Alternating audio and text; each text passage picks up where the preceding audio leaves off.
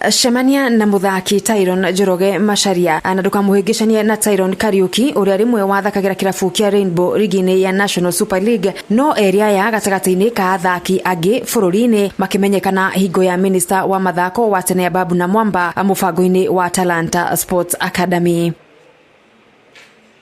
Jaba ino ya ukuru wa miaka 17 kuma mwena wa Kasarani guku Nairobi agitutariria uria ekorire bũrũri-inĩ wa Spain kuria riu arathigatithia uthaki wake.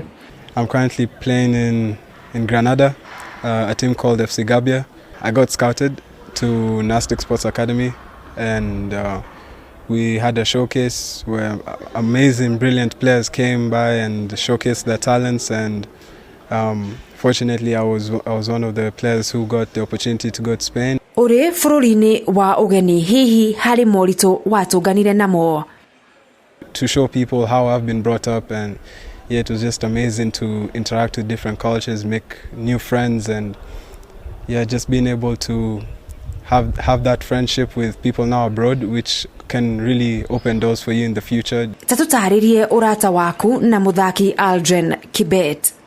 We would help each other, like on the field, off the field. We go to the gym together.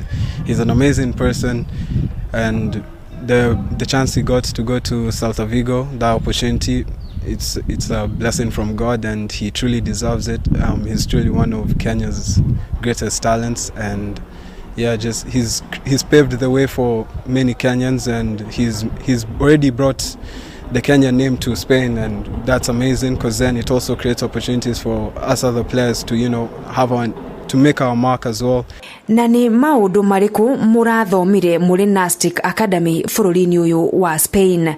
Nastic opened the doors for us to be able to watch professional games, because Nastic has a first team, and so we would go watch the games and just being able to see it firsthand, and just being able to learn from the players, because you don't go to the stadium as a fan, especially as a player who wants to make it to the top level, you go there to learn. They opened very many doors, even for us to get seen. They would record our games, so we were able to be seen by different clubs, and that landed me a spot in FC Gabia. Hihi kiroto giaku ni kiriku, Tyrone? My main goal is to get called up to the Kenya under-20, and then just make my way up from there, and I believe I can do it. I believe I have what it takes. I have the hard work and the dedication, and seeing a stadium like this, it feeds more into your dream, feeds more into your imagination. And like, if I was to give people advice, kids advice, would just be to be humble and just keep working hard. Don't stop. Just stay consistent and disciplined, and yeah, just remember that no matter like how much you work, whether you don't see the reward immediately, just know it's either pending or just one day it's gonna come. Haduine hametha ya mathako ya Inoro TV, Jitagwo Mugure wa Karuiru.